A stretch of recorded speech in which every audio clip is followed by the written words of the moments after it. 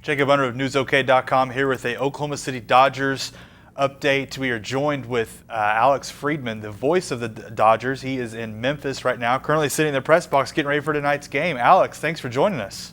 Oh, my pleasure, Jacob. Thank you. Hey, we are really impressed back here watching from afar. 5-1 on the road trip. The pitching looks almost unhittable. What's suddenly going on with this pitching staff?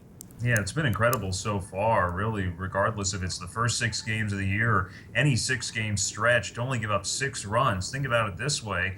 They have yet to allow more runs than games played at any point in the early season so far, which has been great. You know, at first you play Nashville and you think, okay, it might just be a matchup thing. Maybe Nashville doesn't have a great offense. They certainly have a lot of talent. But then you play another team in Memphis, and it's just more of the same. They've given up 2 runs in the first 18 innings of the series. They both came in 1 inning. So really, it's just guys throwing strikes for the most part. This bullpen, I mean, all the right-handers throw about a minimum of 94 to 95 miles an hour. That certainly helps. The lefties are all veteran guys, so they know what they're doing out there, and just the starters are consistently giving good quality innings. Yeah, I kind of had a feeling the starting rotation would be a really strong point. Zach Lee, Julio Urias, Jarrell Cotton even. But this has to be better than you would expect even from guys like this. Oh, absolutely. I mean, especially guys, because you have to consider a lot of these guys are in big league spring training, and they're not getting the reps because those are going to the Los Angeles Dodgers pitchers. So they're the ones who are getting more innings. These guys don't have a whole lot of game innings coming into the AAA season, and I think that's what's been most impressive is because even despite of that, they've been able to go out there and compete and give quality starts every single night, working into the 6th inning, which you don't see most guys go past this early in the year, but pretty much every guy's doing that every single night, and all their stuff looks good.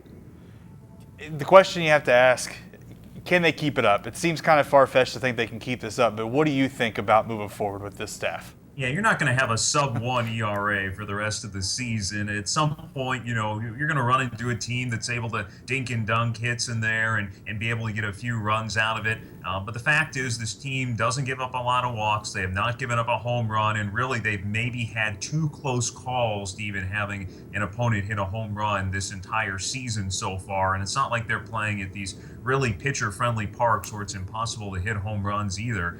Of course, the numbers are not going to stay the way they are, but there's no reason to think that they could very well be amongst the top pitching staffs, if not the top pitching staff in the league this year.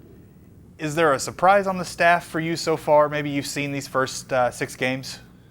Well, I think you go back to Saturday night when Sam LeCure, who was signed as a free agent recently, has been a reliever the last several years. The Cincinnati Reds bullpen makes his first start since 2011. It retires all 12 batters he faces.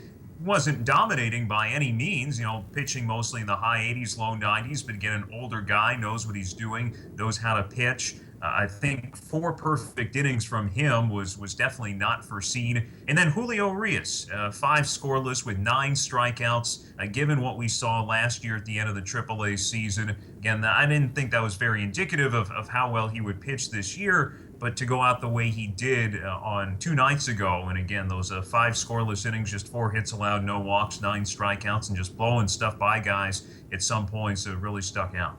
What stood out to you about Urias, difference-wise, for maybe what he looked at the end of last season to now? Was it confidence? Was it his stuff? Location? What?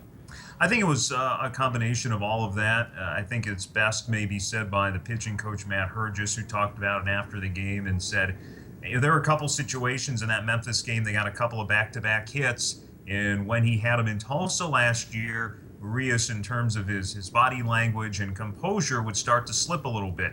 That was not the case on Monday night. Regardless of what the situation was, his demeanor was the exact same. And again, this is just a 19-year-old kid who's not going to turn 20 until late August. So he still has a lot to learn, but yeah, I think their stuff was definitely a lot crisper than we saw. You realized, I think, in that brief period in AAA last year that some of those borderline pitches guys up here aren't going to chase, and you have to be finer with your command as well, and he was able to do that. Yeah, it's really easy to forget that he's only 19 years old. Even talk with him a little bit. He was pretty fun at media day. The offense, does this pitching it's kind of masking the struggles on offense right now. What do you think's going on there? It's a good question. I mean, all these guys have decent track records. It might just be a slow start. It's getting progressively better the last few nights.